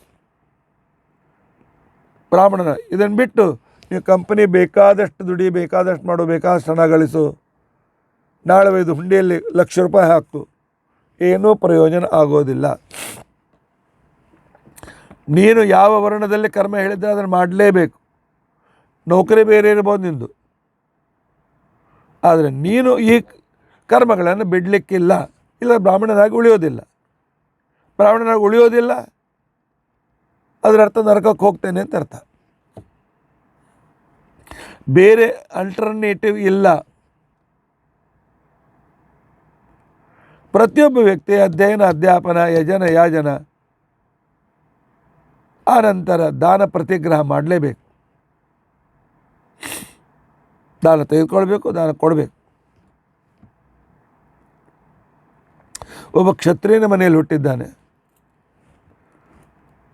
ಅವನು ತಾನು ಶಕ್ತಿಯನ್ನು ಸಂಪಾದನೆ ಮಾಡಲೇಬೇಕು, ಭುಜಬಲವನ್ನು ಬೆಳೆಸ್ಕೊಳ್ಳಬೇಕು, ಅನ್ಯಾಯದ ವಿರುದ್ಧ ಹೋರಾಡಲಿಕ್ಕೆ ತಯಾರಿರಬೇಕು, ತನ್ನ ಸಮಾಜವನ್ನು, ತನ್ನ ಪರಿಸರವನ್ನು ರಕ್ಷಣೆ ಮಾಡುವ ಸಾಮರ್ಥ್ಯ ಪಡೆದಿರಬೇಕು. ಇದೊಂದು ಮೊದಲೇ ಧರ್ಮ. ಆನಂತರ ಯಜನ, ಯಜ್ಞ ಮಾಡಬೇಕು, ಅಧ್ಯಯನ ಮಾಡಬೇಕು, ದಾನ ಕೊಡಬೇಕು. ಯಜನ, ಅಧ್ಯಯನ, ದಾನ ಇವನಿಗೆ ಅನಿವಾರ್ಯವಾಗಿರ್ತಕ್ಕಂಥ ಕರ್ಮಗಳು. ಅದರ ಜೊತೆಗೆ ಭಗವಂತನ ಹೇಳಿದಂತೆ ದೀನ ದಲಿತರ ಸಂರಕ್ಷಣೆ ಇತ್ಯಾದಿಗಳನ್ನು ಅವನು ಮಾಡಲೇಬೇಕು. ಅದಕ್ಕೋಸ್ಕರ ತಾನು ಮಿಲ್ಟ್ರಿಗಾದರೂ ಹೋಗಿ ಕೆಲಸಕ್ಕೆ ಹೋಗಬೇಕು. ಇಲ್ಲ, ನಾನು ಕ್ಷತ್ರಿಯನಾಗಿದೆ ಬ್ಯಾಂಕಿನಲ್ಲಿ ಕೆಲಸ ಮಾಡ್ತೇನೆ ಅಂತಂದರೆ ಪ್ರತ್ಯೇಕವಾದ ರೀತಿಯಲ್ಲಿ ಶಾರೀರಿಕ ಬಲ ಬೆಳೆಸಿಕೊಂಡು ಸಜ್ಜನ ರಕ್ಷಣೆಗೆ ಸನ್ನದ್ಧರಾಗಿರಬೇಕು. ಇದೇ ಅವನಿಗೆ ಮಾಡ್ತಕ್ಕಂಥ ಕರ್ಮಗಳು. ವೈಶ್ಯನಾಗಿದ್ದೇನೆ, ನಾನು ಟೀಚರ್ ಆಗಿದ್ದೇನೆ, ಮಾಡು, ಹೊಟ್ಟೆ ತುಂಬಿಸ್ಕೊಳ್ಳೋದಕ್ಕೋಸ್ಕರ ಟೀಚಿಂಗ್ ವೃತ್ತಿಯನ್ನು ಮಾಡು. ಆದರೆ ವೈಶ್ಯ ನೀನು ಹೊಲಗೊಳ್ಳುವುದು, ಗೋಪಾಲನೆ ಮಾಡುವುದು, ಗೋಗಳ ರಕ್ಷಣೆಯನ್ನು ಮಾಡೋದು,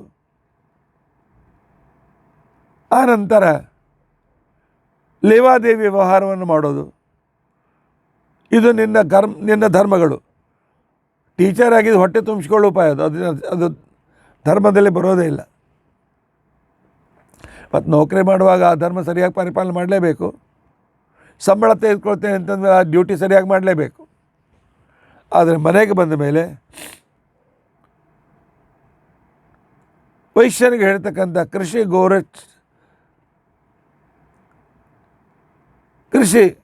ಗೋರಕ್ಷ ಕುಸಿದಂ ತುರಿಯ ಮುಚ್ಚತೆ ಅಂತ ತಿಳ್ಕೊಂಡಂತ ಹೇಳಿದ್ದ. ಇದು ವೈಶ್ಯನಿಗೆ ಅನಿವಾರ್ಯವಾಗಿರ್ತಕ್ಕಂಥ ಕರ್ಮಗಳು.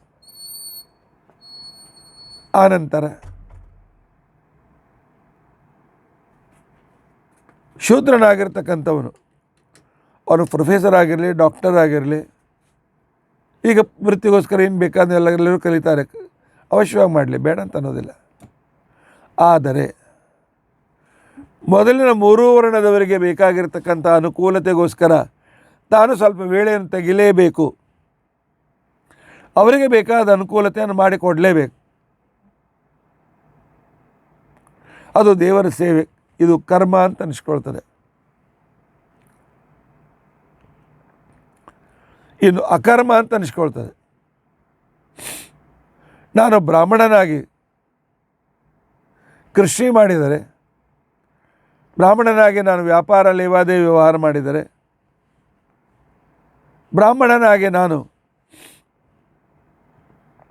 ವೈಶ್ಯವೃತ್ತಿಯನ್ನು ಮಾಡಿದರೆ ಅದು ಅಕರ್ಮ. ಅದರಿಂದ ಪಾಪ ಬರ್ತದೆ.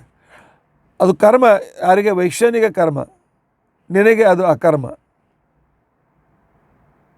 ಒಬ್ಬ ಬ್ರಾಹ್ಮಣ ನಾನು ಮಿಲಿಟ್ರಿಯಲ್ಲಿ ಹೋಗಿ ಸೈನಿಕನಾಗ್ತೇನೆ ಅಂತ ತಿಳ್ಕೊಂಡಂತಂದರೆ ಅದು ಅಧರ್ಮ, ಅಕರ್ಮ. ಅದು ಯಾಕದು ಕ್ಷತ್ರಿಯ ಧರ್ಮ, ಬ್ರಾಹ್ಮಣ ಧರ್ಮ ಅಲ್ಲ.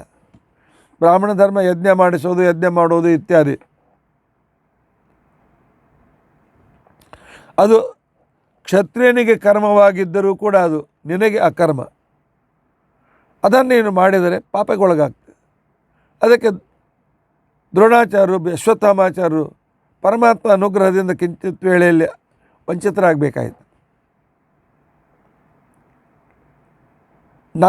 ಉಳಿದವರ ಧರ್ಮ ಅದು, ಅದರ ನನ್ನ ಧರ್ಮ ಅಲ್ಲ ಅದು. ಆದ್ದರಿಂದಾಗಿ ನನ್ನ ಧರ್ಮವನ್ನು ನಾನು ಪರಿಪಾಲನೆ ಮಾಡಲೇಬೇಕು.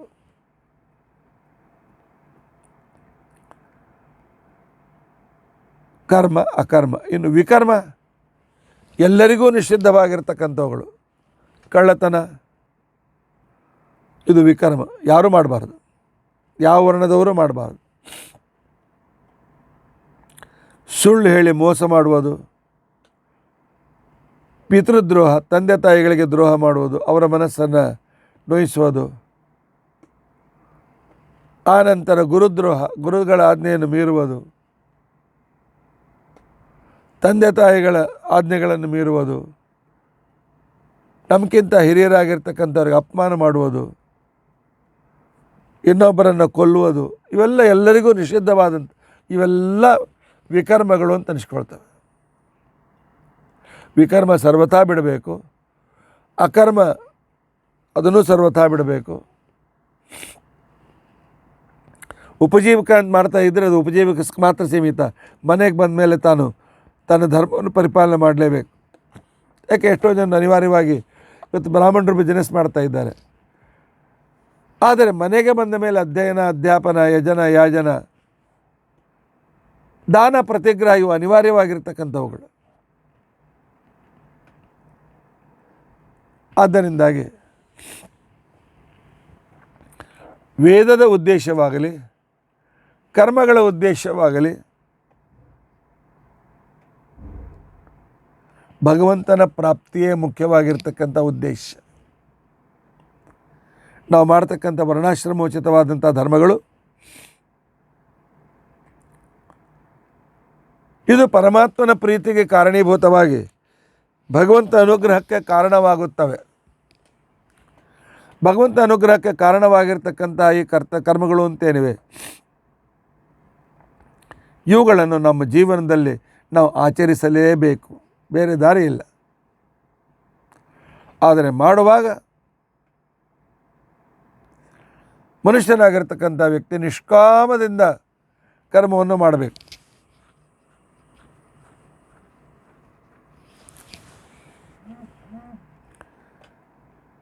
ಯಾವುದೇ ಇರಲಿ. ಇಲ್ಲರಿ ಮತ್ತು ಸ್ತೋತ್ರದಲ್ಲಿ ಹೇಳಿರ್ತಾರಲ್ಲ, ರೋಗಾರ್ಥೆ ಮುಚ್ಯತೆ ರೋಗಾತ್ ಬದ್ಧೋ ಮುಚ್ಚೇತ ಬಂಧನಾತ್. ರೋಗದಿಂದ ಮುಕ್ತನಾಗ್ತಾನೆ, ಬಂಧನದಿಂದ ಮುಕ್ತನಾಗ್ತಾನೆ.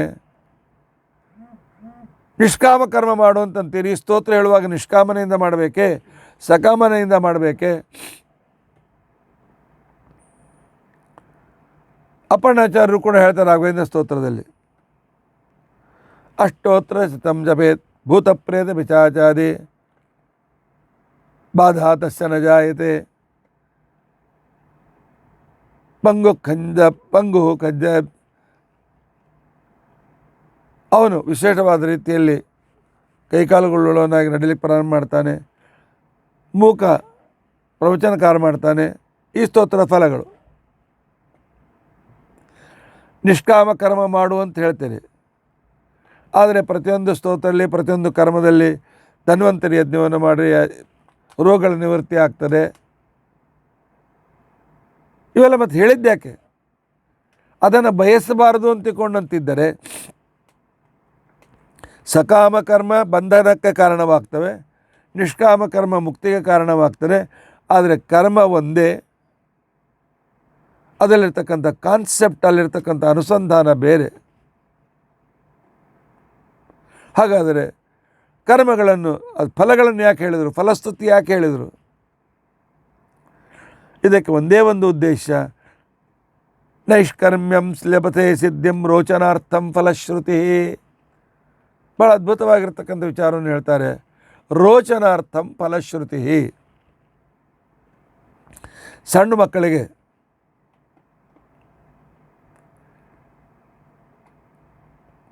ಚಾಕ್ಲೇಟನ್ನು ತೋರಿಸಿ, ನೋಡು ಈ ಔಷಧ ಇದನ್ನು ಕೊಡ್ತೀನಿ, ಕುಡಿ, ಔಷಧ ಚಾಕ್ಲೇಟ್ ಕೊಡ್ತೀನಿ. ಅಥವಾ ಔಷಧಿಗಳಿಗೆ ಕ್ಯಾಪ್ಸೂಲ್ ಶುಗರ್ ಕೋಟಿಂಗ್ ಔಷಧ ಇರ್ತದೆ. ಆಯುರ್ವೇದ ಔಷಧ ಜೇನುತುಪ್ಪನಲ್ಲಿ ಕೊಡ್ತೇವೆ, ಸಿಹತ್ಲೆ ಅಂತಿಕೊಳ್ತೇವೆ. ಯಾಕೆ? ಔಷಧ ತಗೊಳ್ಳಿ ಅಂತಿಕೊಳ್ಳೋ ಪ್ರವೃತ್ತಿಗೋಸ್ಕರ. ಶುಗರ್ ಕೋಟಿಂಗ್ ಅಂತ ಬರೀ ಸಕ್ಕರೆ ತಿಂದು ಕೂತ್ಕೊಳ್ಳೋದು ನಡೆಯೋದಿಲ್ಲ. ಆರಂಭಕ್ಕೆ ಕೈ ಹತ್ತಬಾರ್ದು ಅಂತಿಕೊಂಡಂತೇಳಿ ಅಷ್ಟೇ, ಕೈ ಹತ್ತಬಾರ್ದು ಅಂತಿಕೊಂಡಂತೇಳಿ. ಹಾಗೆ ಯಾವುದೇ ಕರ್ಮ ಮಾಡಿ ಭಗವತ್ ಪ್ರೀತನ ಆಗಲಿ ಅಂತಿಕೊಂಡಂತ ಹೇಳಿ ನಾವು ಬಂದಿರತಕ್ಕಂಥವ್ರಿಗೆ ಇದರಿಂದ ಫಲ ಆಗ್ತದೆ, ನಿಮ್ಮ ರೋಗ ದೂರ ಆಗ್ತದೆ, ಅದೆಲ್ಲ ನಾವು ಹೇಳ್ತೇವೆ. ಅದೇ ನಿಮ್ಮ ಧರ್ಮದಲ್ಲಿ ಪ್ರವೃತ್ತರಾಗಲಿ ಅಂತಿಕೊಂಡಂತೇಳಿ. ಆದರೆ ಮುಖ್ಯ ಪ್ರಾರ್ಥನೆ ಪರಮಾತ್ಮ ಸಂತುಷ್ಟನಾಗು, ಅನುಗ್ರಹ ಮಾಡು, ಇದೇ ಮುಖ್ಯವಾಗಿರ್ತಕ್ಕಂಥ ಬೇಡಿಕೆ. ವೇದೋಕ್ತಮೇವ ಕುರ್ಮಾಣಃ ನಿಸ್ಸಂಗಃ ಅರ್ಪಿತಂ ಈಶ್ವರೇ ನೈಷ್ಕರ್ಮ್ಯಂ ಲಭತೆ ಸಿದ್ಧಂ ರೋಚನಾರ್ಥಂ ಫಲಂ ಶ್ರುತಿ. ಫಲಶ್ರುತಿ ಅಂತಿಕೊಂಡಂತೇನಿದೆ, ಫಲವನ್ನು ಹೇಳುವ ಶ್ಲೋಕಗಳು ಅಂತೇನಿವೆ, ಇವು ನಮ್ಮನ್ನು ಆಕರ್ಷಣೆಗೊಳಿಸುವಗೋಸ್ಕರವೇ ಹೊರತು ಇದು ಆ ಕರ್ಮದ, ಆ ಸ್ತೋತ್ರದ, ಆ ವಿಧಿಯ, ಆ ವಿಧಾನದ ಪ್ರಮುಖವಾಗಿರ್ತಕ್ಕಂಥ ಉದ್ದೇಶ ಸರ್ವತಾ ಅಲ್ಲ. ವೇದೋಕ್ತ ಕರ್ಮಗಳು ಅಂತೇನಿವೆ, ಅದರಿಂದ ಕರ್ಮಗಳನ್ನು ಮಾಡ್ತಕ್ಕಂಥವರು ಈ ರೀತಿಯಾಗಿರ್ತಕ್ಕಂಥ ಕ್ರಮದಲ್ಲಿ ನಡೀಬೇಕು. ಈಗೆಲ್ಲ ಪ್ರತಿಯೊಬ್ಬರು ತಮ್ಮ ರೀತಿಯಾಗಿರ್ತಕ್ಕಂಥ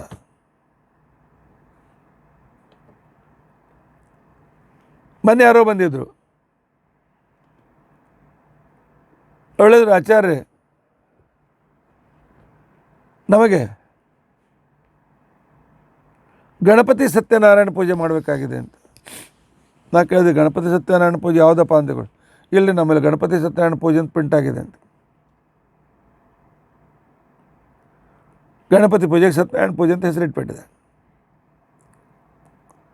ಆನಂತರ ಇನ್ನೊಬ್ಬರು ಭೇಟಿಯಾಗಿದ್ದರು,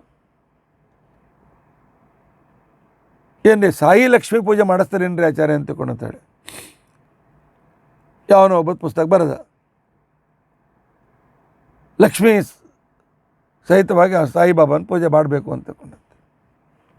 ಏನು ಹುಚ್ಚತನ! ನಾನು ಯಾರ ಶ್ರದ್ಧೆಗೆ ಭಂಗ ತರಲಿಕ್ಕೆ ಪ್ರಯತ್ನಿಸೋದಿಲ್ಲ.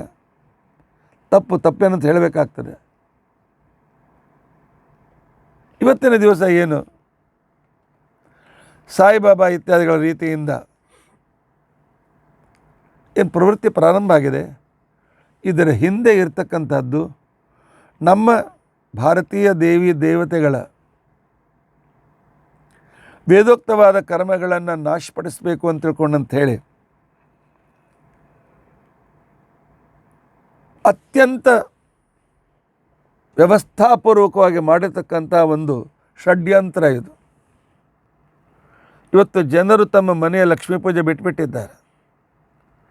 ಜನರು ತಮ್ಮ ಮನೆಯಲ್ಲಿರ್ತಕ್ಕಂಥ ಕುಲದೇವತೆ ಪೂಜೆಯನ್ನು ಬಿಟ್ಟುಬಿಟ್ಟಿದ್ದಾರೆ.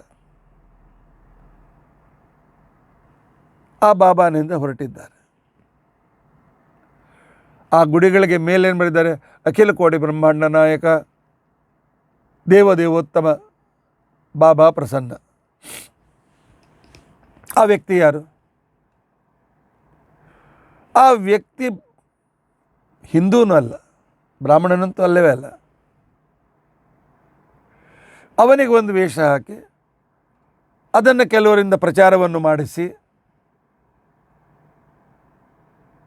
ಆನಂತರ ಅದನ್ನು ವೈಭವೀಕರಣ ಮಾಡಿ ಇದನ್ನು ಮಾಡಿದ್ದು ಬ್ರಿಟಿಷರು. ಇದನ್ನು ಮಾಡಿದರು ಇರ್ತಕ್ಕಂಥ ಕೆಲವು ಕಮ್ಯುನಿಸ್ಟರು.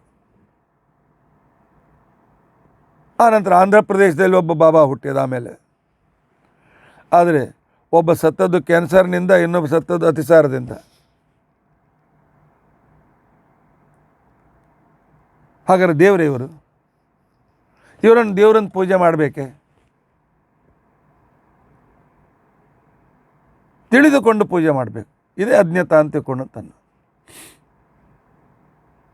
ಸಾಯಿ ಲಕ್ಷ್ಮೀ ಪೂಜಾ ಪುಸ್ತಕ ಇದೆ, ನನ್ನ ಹತ್ರ ಬಂದಿದೆ, ಯಾರು ಕಳಿಸ್ಕೊಟ್ಟಿದ್ದಾರೆ. ಹನುಮಾನ್ ಚಾಲೀಸ ಅಂತಿಕೊಂಡಂತ ಹೇಳಿ ಬಹಳ ಮಂತ್ರ ಪುರಸ್ಸರವಾಗಿ ಉಪಾಸನೆ ಮಾಡಿ ತುಳಸಿದಾಸರು ಬರೆದರು. ಹನುಮಾನ್ ಚಾಲೀಸ ಹೇಳಿದರೆ ಕಷ್ಟಗಳು ದೂರವಾಗ್ತದೆ ನಾವು ಹೇಳ್ತೇವೆ. ಆದರೆ ಈಗೆಲ್ಲ ಚಾಲು ಆಗಿದೆ. ಶನಿ ಚಾಲೀಸ, ಆನಂತರ ಲಕ್ಷ್ಮೀ ಚಾಲೀಸ, ಆನಂತರ ಆ ಬಾಬಾ ಚಾಲೀಸ, ಈ ಬಿ ಚಾಲೀಸಗಳು ಚಾಲುವಾಗಿವೆ.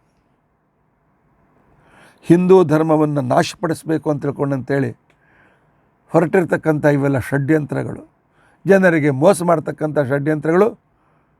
ಯಾವ ಬಾಬಾನಿಗಿಂತಲೂ ನಮ್ಮ ಪರಮಾತ್ಮ ಅನಂತ ಪಾಲು ದೊಡ್ಡವನಿದ್ದಾನೆ.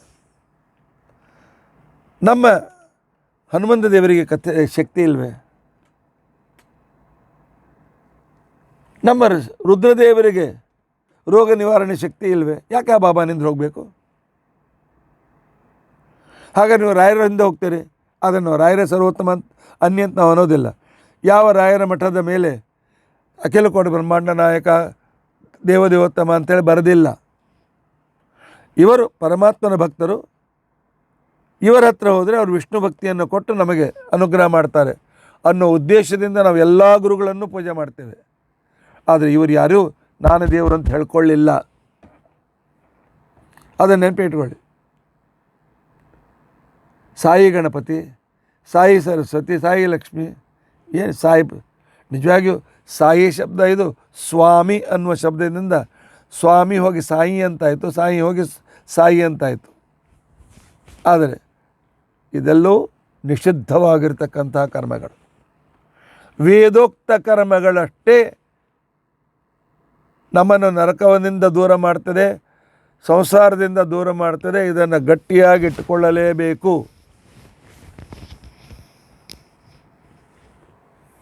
ಇದನ್ನು ಸ್ಪಷ್ಟವಾಗಿ ಅರ್ಥ ಮಾಡ್ಕೊಳ್ಬೇಕು. ಇನ್ನು ಸಂದರ್ಭ ಬಂದಿದೆ ಅಂತ ನಾನು ಹೇಳ್ತೇನೆ. ಕೆಲವರು ನಮ್ಮ ಗ್ರೂಪ್ನಲ್ಲಿ ಸಾಕಷ್ಟು ಒಳ್ಳೆಯ ಶ್ರದ್ಧೆಯುಳ್ಳ ಮಹಾರಾಷ್ಟ್ರನಿದ್ದಾರೆ. ಆದರೆ ಅವರು ಈ ಮೂರು ಮುಖ ಜ್ಯೋತಿಯಲ್ಲಿ ನಾಯಿ, 4 ನಾಯಿಗಳಿಂದ ಯುಕ್ತನಾದ ದತ್ತಾತ್ರೇಯನ ಬಗ್ಗೆ ಏನೇನೋ ಬರೀತಾರೆ. ಇದು ಅತ್ರಿಪುತ್ರನಾಗಿರ್ತಕ್ಕಂಥ ಅವತರಿಸಿದ ದತ್ತಾತ್ರೇಯ ಅಲ್ಲ. 110 ವರ್ಷದಿಂದ ಒಬ್ಬ ನರಸೋಬಾಡಿಯಲ್ಲಿ ಮಹಾತ್ಮರು ಆಗಿ ಹೋದರು, ಏನೋ ಸಿದ್ಧಿ ಪಡೆದಿದ್ದರು ಅಂತ ನಾನು ಕೇಳಿದ್ದೇನೆ. ಅವರು ನಾನು ದತ್ತಾತ್ರೇಯನ ಅವತಾರ ಅಂತ ಹೇಳ್ಕೊಂಡ್ರು, ಅದನ್ನೇ ಪೂಜೆ ಮಾಡ್ತಾ ಇದ್ದಾರೆ. ಇದು ಕೂಡ ವೇದೋಕ್ತಕ್ಕೆ ವಿರುದ್ಧವಾಗಿರ್ತಕ್ಕಂಥ ವಿಚಾರಗಳು. ವೇದೋಕ್ತವಾಗಿರ್ತಕ್ಕಂಥ ವೇದೋಕ್ತಮೇವ ಕುರ್ವಾಣ ನಿಸ್ಸಂಗ ಅರ್ಪಿತಂ ಈಶ್ವರೇ ನೈಷ್ಕರ್ಮ್ಯಂ ಲಭತೆ ಸಿದ್ಧಂ ರೋಚನಾರ್ಥಂ ಫಲಂ ಶ್ರುತಿ. ಇದನ್ನು ಸರಿಯಾಗಿರ್ತಕ್ಕಂಥ ರೀತಿಯಲ್ಲಿ ತಪ್ಪದೇ ತಿಳಿದುಕೊಳ್ಳಬೇಕು. ಅಷ್ಟೇ ಅಲ್ಲ, ಭಾಗವತ ಆರ್ಡರ್ ಮಾಡ್ತದೆ, ನಾಚರೇತ್ಯಸ್ತು ವೇದೋಕ್ತಾನ್, ವೇದೋಕ್ತವಾದ ಕರ್ಮಗಳನ್ನು ಆಚರಿಸದೆ ಅದನ್ನು ಬಿಟ್ಟು ಬೇರೆ ಯಾವ ಕರ್ಮಗಳನ್ನು ಯಾವನು ಆಚರಿಸ್ತಾನೆ ಅವನಂತೂ ಸ್ವತಃ ಅಜ್ಞ. ಅವನು ಮಾಡುವುದೆಲ್ಲವೂ ಕೂಡ ವಿರುದ್ಧ ಕರ್ಮಗಳು. ವೇದೋಕ್ತವಾಗದೇ ಇರತಕ್ಕಂಥ ಯಾವ ಧರ್ಮವೂ ಕೂಡ ಅದು ಧರ್ಮ ಅಂತ ಅನಿಸ್ಕೊಳ್ಳೋದಿಲ್ಲ, ಅದು ವಿಕರ್ಮ ಅಂತ ಅನಿಸ್ಕೊಳ್ತದೆ, ಅಧರ್ಮ ಅಂತ ಅನಿಸ್ಕೊಳ್ತದೆ. ಅವನು ಮಹಾನರಕವನ್ನು ಇನ್ನು ವಿಷ್ಣು ದ್ವೇಷ ಮಾಡಿ ಅವುಗಳನ್ನು ಮಾಡ್ತಾ ಇದ್ದರೆ ಅಂಥ ತಮಸ್ಸಿಗೆ ನಿಶ್ಚಿತವಾಗಿ ಹೋಗ್ತಾನೆ. ಆದ್ದರಿಂದಾಗಿ ನಾವು ನರಕವನ್ನು ಕರ್ಮಗಳನ್ನು ಮಾಡಿಯೂ ನರಕ ಹೊಂದಬೇಕೆ, ಬಿಟ್ಟು ಹೊಂದಬೇಕೆ.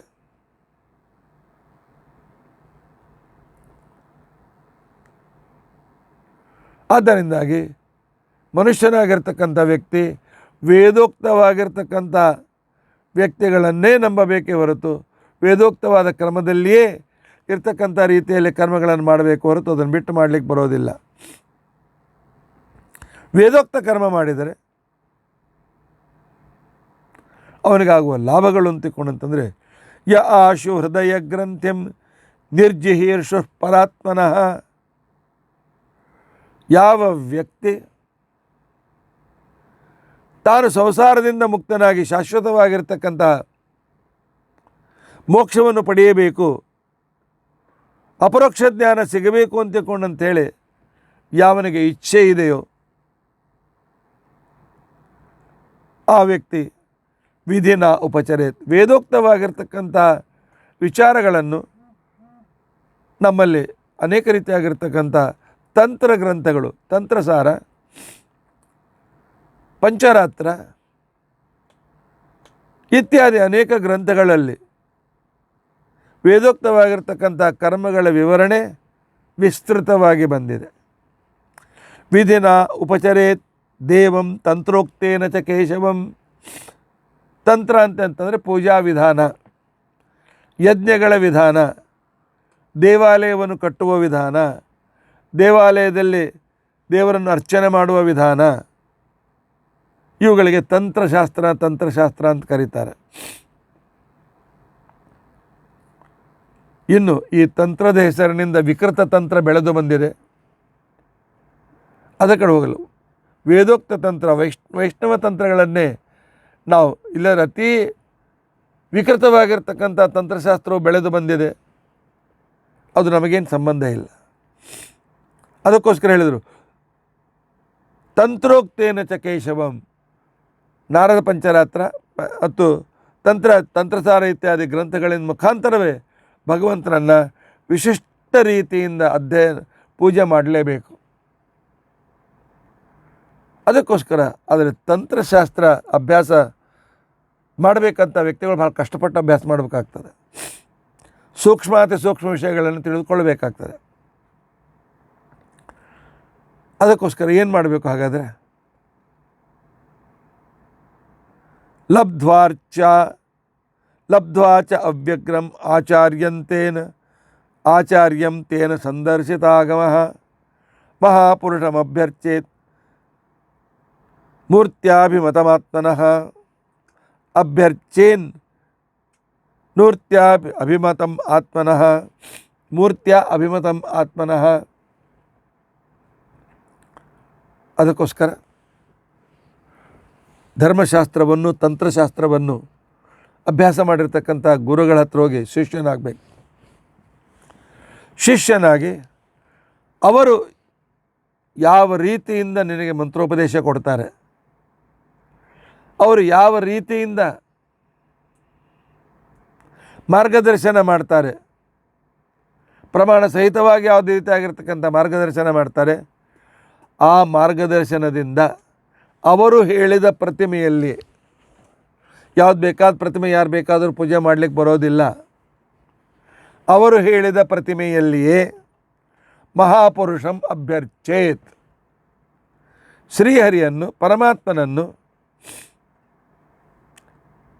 ಪೂಜಿಸಬೇಕು. ಅಭಿಮತಾತ್ಮನಃ, ಶಾಸ್ತ್ರೋಕ್ತವಾದ ಕ್ರಮದಲ್ಲಿ ಪೂಜಿಸಬೇಕು. ಈ ಪೂಜೆ, ಈ ಕರ್ಮ ಪ್ರತಿಯೊಬ್ಬನಿಗೂ ಅನಿವಾರ್ಯ. ನಾನು ಪೂಜೆ ಬಿಟ್ಟು ಬರೀ ಭಕ್ತಿ ಮಾಡ್ತೇನೆ ಅಂತಂದರೆ ನಡೆಯೋದಿಲ್ಲ. ನಾನು ಪೂಜೆ ಬಿಟ್ಟು ಬರೀ ಧ್ಯಾನ ಮಾಡ್ತೇನೆ ಅಂತ ನಡೆಯೋದಿಲ್ಲ. ಸಂಧ್ಯಾ ವಂದನೆ, ದೇವರ ಪೂಜೆ ಅನಿವಾರ್ಯ. ಆ ಪೂಜೆ ನಾನು ಮಾಡದೆ ಬೇಕಾದ್ರೆ ಜಪ ಮಾಡ್ತೇನೆ, ಏನೋ ಮಾಡ್ತಾ ಕೂತ್ಕೊಳ್ತೇನೆ ಅಂತ ನಡೆಯೋದಿಲ್ಲ. ಪೂಜೆ ಮಾಡಲೇಬೇಕು. ಇದನ್ನು ತಪ್ಪದೆ ಹೇಳಿದ್ದಾರೆ. ಅದಕ್ಕೋಸ್ಕರ ಗುರುಗಳನ್ನು ಆಶ್ರಯಿಸಬೇಕು. ಗುರುಗಳ ಮುಖಾಂತರ ತಾನು ಕಲಿಬೇಕು, ಕಲಿತು ಪೂಜೆಯನ್ನು ಮಾಡಬೇಕು. ಇನ್ನು ಆ ಪೂಜೆ ಹೇಗೆ, ಪೂಜೆಯ ಮುಖ್ಯ ಅಂಗಗಳು ಹೇಗೆ, ಷೋಡಶ ಉಪಚಾರಗಳು ಅಂತೇಳಿ ಕರೀತಾರೆ, ಅವು ಯಾವುದು,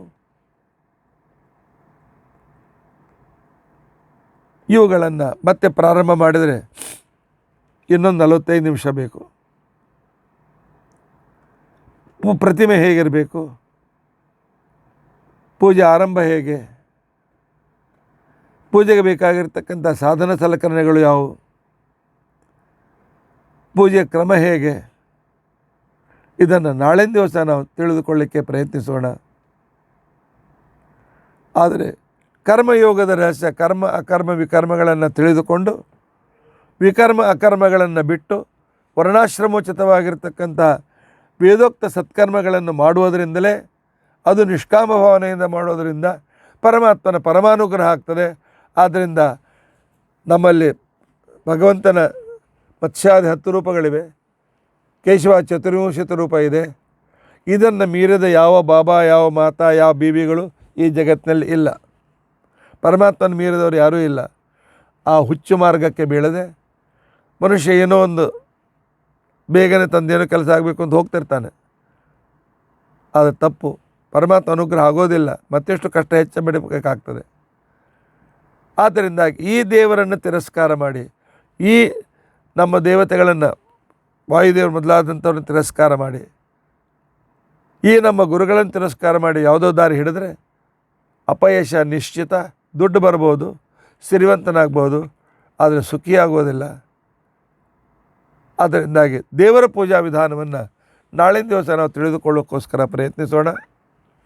ಇತಿ ಅದ್ಯ ಕಥಾ ಪ್ರಸಕ್ತಿ. ಹರೇ ರಾಮ ಹರೇ ರಾಮ, ರಾಮ ರಾಮ ಹರೇ ಹರೇ, ಹರೇ ಕೃಷ್ಣ ಕೃಷ್ಣ ಕೃಷ್ಣ ಹರೇ ಹರೇ. ಹರೇ ರಾಮ ರಾಮ ರಾಮ ಹರೇ ಹರೇ, ಹರೇ ಕೃಷ್ಣ ಕೃಷ್ಣ ಕೃಷ್ಣ ಹರೇ ಹರೇ. ಹರೇ ರಾಮ ರಾಮ ರಾಮ ಹರೇ ಹರೇ, ಹರೇ ಕೃಷ್ಣ ಕೃಷ್ಣ ಕೃಷ್ಣ ಹರೇ ಹರೇ. ಅಚ್ಯುತಾನಂತ ಗೋವಿಂದ. ಪ್ರಣತಾಮಾರ್ತಿನಾಶನ ರೋಗಾನ್ಮೇ ನಾಶಯ ಶೇಷಾನ್ ಆಶು ಧನ್ವಂತರೇ ಹರೇ. ಉಗ್ರಂ ವೀರಂ ಮಹಾವಿಷ್ಣುಂ ಜ್ವಲಂತಂ ಸರ್ವತೋಮುಖಂ ನೃಸಿಂಹಂ ಭೀಷಣಂ ಭದ್ರಂ ಮೃತ್ಯುಮೃತ್ಯುಂ ನಮಾಮ್ಯ. ಅಚ್ಯುತಾನಂತ ಗೋವಿಂದ. ನಾಮೋಚ್ಚಾರಣ ವೇಟಜಾತ್ ನಶ್ಯಂತ ಸಕಲಾರೋಗಾ ಸತ್ಯಂ ಸತ್ಯಂ ವದಾಮ್ಯ. ಅಚ್ಯುತಾನಂತ ಗೋವಿಂದ. ಸ್ಮೃತಿ ಮಾತ್ರಾರ್ಥನಾಶನ ರೋಗಾನ್ವೇ ನಾಶಯ ಶೇಷಾನ್ ಆಶು ಧನ್ವಂತರೇ ಹರೇ. ನರಸಿಂಹ ನರಸಿಂಹ ನರಸಿಂಹ ನರಸಿಂಹ. ಶ್ರೀಕೃಷ್ಣಾರ್ಪಣ.